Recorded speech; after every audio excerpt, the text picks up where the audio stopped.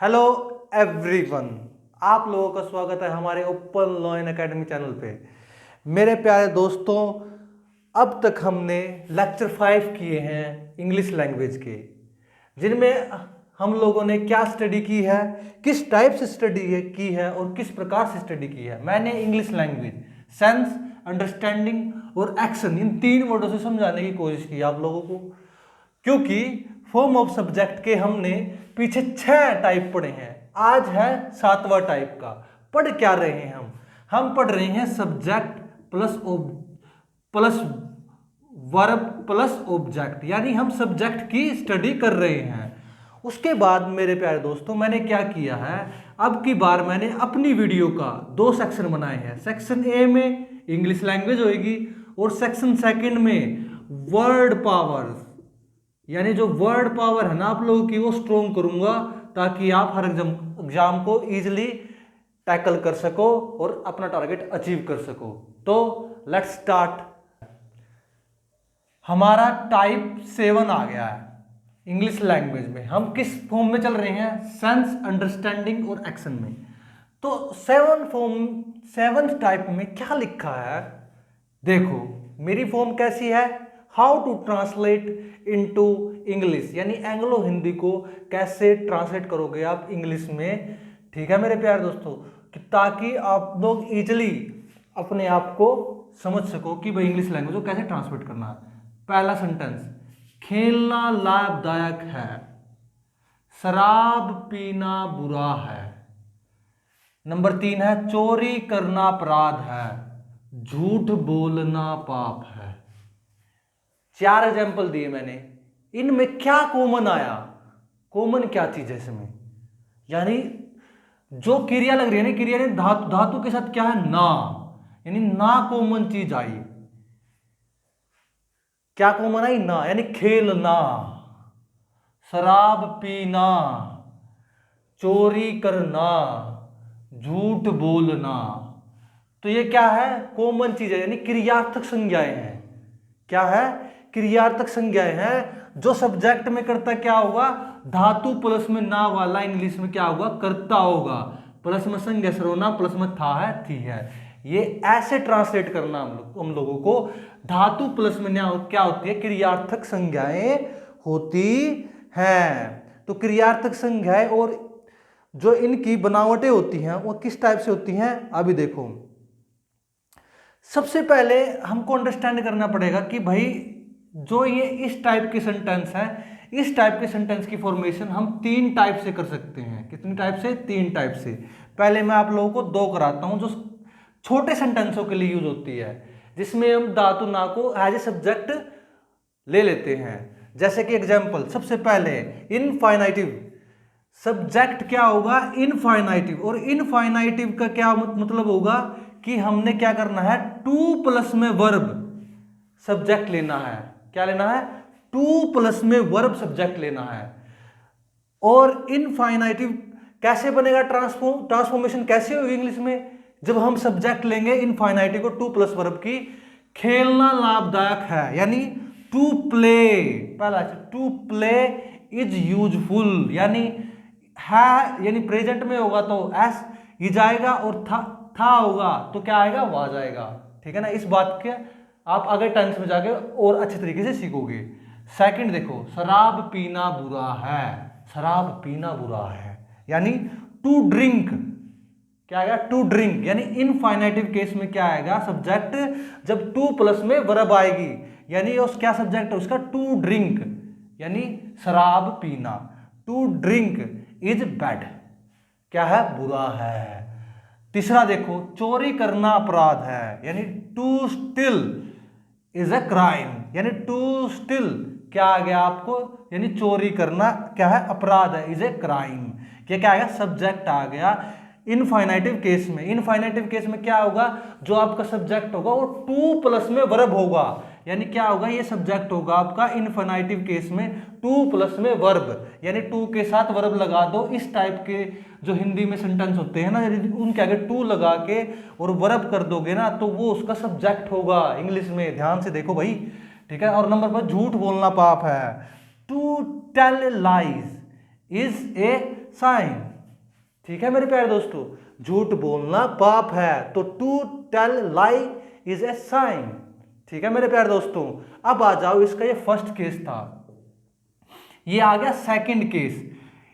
इन सेंटेंसों की ट्रांसफॉर्मेशन मैंने कहा था 3 टाइप से हो सकती है। पहले टाइप से ऐसे, और दूसरे टाइप से क्या होगा, दोनों कॉमन है, कोई दिक्कत नहीं, कोई सा भी यूज कर सकोगे, दोनों में ठीक पाएगा। लेकिन ये दोनों कब यूज करने ज्यादा यूजफुल रहेगा, जब आपका सेंटेंस छोटा होगा।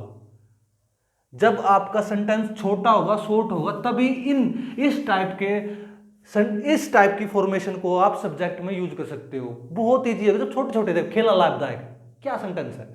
जब इसके बाद पूरे एलिब्रेट पूरा बड़ा होगा, उसके लिए क्या होगा, वो तीसरा केस होगा, जो आपको मैं आगे कराऊंगा, तो स्पेस नहीं रहा इसलिए आगे कराऊंगा मैं। ठीक है ना, तो सब्जेक्ट क्या होगा इसमें होगा जराउंड, क्या होगा, जराउंड प्लस में वर्ब प्लस में आईएनजी। ठीक है ना, जराउंड क्या होगा भाई, जराउंड में क्या अंतर होगा और इनफाइनाइटिव में क्या अंतर होगा, दोनों में, इसमें टू प्लस वर्ब आएगी और इसमें वर्ब के साथ प्लस आईएनजी आएगा। ये कॉमन डिफरेंस है। यानी जो सब्जेक्ट होगा ना जराउंड का सब्जेक्ट क्या होगा, वर्ब के साथ आईएनजी आ जाएगी, और इनफाइनाइटिव का क्या होगा, टू प्लस में वर्ब आ जाएगी। ये कॉमन डिफरेंस है दोनों में। यानी पहला सेंटेंस देखो, खेलना लाभदायक है, यानी धातु प्लस में ना करता तो है, लेकिन जो सेंटेंस ट्रांसफॉर्मेशन है वो अलग अलग टाइप से हो रही है इस टाइप जैसे वाक्यों में। नंबर देखो कि भाई प्लेइंग इज यूजफुल। ठीक है, तो खेलना लाभदायक है, एक ही अर्थ है दोनों का, लेकिन सेंटेंस ट्रांसफॉर्मेशन अलग अलग है। देख लो भाई, मैं आप लोगों को कितने टाइप से करा रहा हूं, एक सेंटेंस को कई टाइप से लिख सकते हो आप। इंग्लिश में इसलिए कंफ्यूज रहते हैं कई बच्चे। ठीक है ना, वो फॉर्म आ जाती है क्या, इनफाइनाइटिव फॉर्म और जराउंड फॉर्म, कि आप किस में पसंद करना। कई बंदे इट इज का इस्तेमाल करना, जो तीसरी फॉर्म होती है उसका, वो आगे बताऊंगा आप लोगों को मैं। ठीक है ना, शराब पीना बुरा है, यानी drinking is a bad, drinking is a bad, drinking ING आ गया ना, टू थोड़ी आ गया, टू करोगे तो इनफाइनाइटिव केस आ गया, जो क्रिया का सरल, भाई हिंदी में बताऊं क्या होता है इनफाइनाइटिव, यानी क्रिया का सरल फॉर्म, क्रिया की आसान फॉर्म बोलते हैं इसको। इसका मतलब होता है इनफाइनाइटिव का। और जराउंड का क्या मतलब होता है, जराउंड का मतलब होता है क्रियार्थक, क्रियार्थक। तो नंबर तीसरा, चोरी करना अपराध है, यानी स्टोलिंग इज ए क्राइम। और लास्ट का, झूठ बोलना पाप है, telling lie is a sin. तो मेरे प्यारे दोस्तों, ये 2 ट्रांसफॉर्मेशन आप लोगों को इंग्लिश में कैसी लगी, जो आप लोगों को सब्जेक्ट ढूंढने में काफी मदद करेगी। जो ये ट्रांसफॉर्मेशन है छोटे सेंटेंसों के लिए काफी यूजफुल रहती है, जो कि मोस्टली जो सीजीएल के या कोई आइलेट्स देता है उन जैसे एग्जाम्पल में, एनडीए में काफी एरर आते हैं इन टाइप से कि भाई आईएनजी लगा देंगे, कहीं टू लगा देंगे, टू प्ले कहीं प्लाई, लेकिन ठीक दोनों है, टू प्ले भी ठीक है और प्लेइंग भी ठीक है। उसके बाद इज वाज नाउन और एडजेक्टिव लगा दो, नाउन और एडजेक्टिव लगा दो, दोनों के ट्रांसफॉर्मेशन में मीनिंग एक ही आएगा, हिंदी वाले एक में। अब देखो इसका तीसरा टाइप। नेक्स्ट क्या है, मैंने आप लोगों को 2 फॉर्म कराए, पीछे 2 कॉन्सेप्ट कराए। अब देखो मैंने कहा था इन जैसे टाइप जिसमें क्रियार्थक प्लस में ना लगता है, यानी संज्ञा प्लस में था है, 3 फॉर्म से बना सकते हैं। तीसरी फॉर्म ये है, इसमें क्या होगा आप लोगों का, सिंपल सी बात है, सब्जेक्ट को इट इज मान लो। क्या होगा कि भाई इट इज या वाज, था है या है तो इज, और था है तो वाज। ऐसे एक एक चीज बारीक बता रहा हूं आप लोगों की। यानी इट इज, यानी पहले खेलना लाभदायक है, यानी एडजेक्टिव, यानी इनफाइनाइटिव। इनफाइनाइटिव मैंने क्या बताया था आपको, सिंपल क्रिया का रूप होता है, बस उसकी आगे क्या आता है, इनफाइनाइटिव में टू लगता है। पहला केस था हमारा इनफाइनाइटिव का, और जेरेंड का सेकंड केस था, उसमें क्या लगता है, जेरेंड वाले केस में वर्ब के साथ आईएनजी। तो मेरे प्यारे दोस्तों, पहला क्या है, खेलना लाभदायक है, यानी it is useful to play, शराब पीना बुरा है, it is bad to drink. उसके बाद चोरी करना अपराध है, it is a crime to steal. और झूठ बोलना पाप है। It is a sin to tell lies. तो मेरे प्यारे दोस्तों, जब हम इट इज का इस्तेमाल करते हैं ना इस छोटे से सेंटेंसों के लिए, आप इनफाइनाइटिव और जरेंड, ये दो केस है जो मैंने आपको कराए हैं। इनफाइनाइटिव टू प्लस में वर्ब आएगी और ये वर्ब के साथ आईएनजी आएगा। ये दो कॉमन चीज ध्यान रखो। ये तीसरी फॉर्म है इट इज वाली। जब छोटे सेंटेंस आएंगे ना सब्जेक्ट में, तो आप दो फॉर्म का इस्तेमाल करो, और इट इज का इस्तेमाल हमेशा बड़े वाले यानी बड़े वाक्यों में किया जाता है। बड़े जब पैराज जैसे सेंटेंस आते हैं ना, पैराज आते हैं, कॉम्प्रिहेंसिव आ जाते हैं, पैसेज आ जाते हैं, उनके लिए हम इट इज का इस्तेमाल करते हैं, जो बड़े सेंटेंसों के लिए काफी यूजफुल रहता है। और छोटे सेंटेंसों के लिए इन दोनों का यूज करना गलत नहीं होता, ठीक ही होता है। तो नेक्स्ट मेरे प्यारे दोस्तों, अब करते हैं कॉन्सेप्ट। जैसे कि मैंने आप लोगों को बताया था, मैं अपने वीडियो के पहले सेक्शन में आपको इतनी छोटी वीडियो में इंग्लिश लैंग्वेज कराऊंगा पहले सेक्शन में, और दूसरे सेक्शन में कराऊंगा आपको वर्ड्स पावर। वर्ड्स पावर में क्या है, आपकी वोकैबुलरीज। सबसे पहले हम किसकी स्टडी कर रहे हैं, मैं आपको इंपॉर्टेंट पैरेशियल वर्ब दूंगा जो हर एक एग्जाम में पूछी जाती है। जैसे कि अब सीपीओ की नोटिफिकेशन आ चुकी है, आप भर सकते हो फॉर्म, और यहां से आप ओपन लाइन एकेडमी से आप मैथ, रीजनिंग, एनसीईआरटी जो बेसिक होता है उनका, और इंग्लिश तो सीख ही सकते हो। जीएस भी डालेंगे हम धीरे धीरे, वो वहां से हमारे यहाँ अपने चैनल से सीख सकते हो। कंटिन्यू फेस पे डलेगी।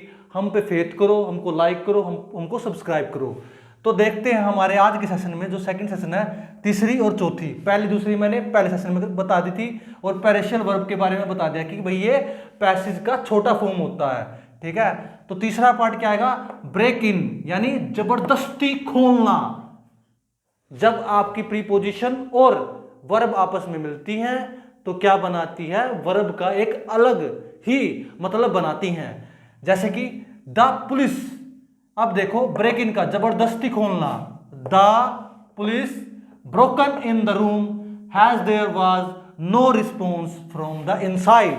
तो इसका मतलब क्या हुआ मेरे प्यारे दोस्तों, पुलिस ने कमरे को भीतर से कोई उत्तर न मिलने पर खोल दिया। यानी आपको ये नोट करनी है, और मैं आपको कहता हूं 100% की एफिशिएंसी के साथ ये एग्जाम में जो मैं लिखवा रहा हूं ना, जो भी एग्जाम आप करोगे, पैसेज में कर लो, सीजीएल में जितने आते हैं आपके पास, कंप्रीहेंशन आते हैं या कुछ भी आता है, किसी भी टाइप का हुआ एग्जाम, उसमें जरूर पूछे जाएंगे। 100% श्योर जो मैं लिखवा दूंगा उनमें से ही आएगा।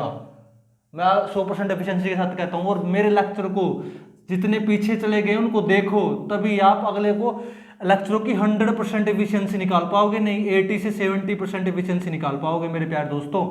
सेकंड, फोर्थ, कैश इन, यानी मतलब कि गिरना या ढह जाना।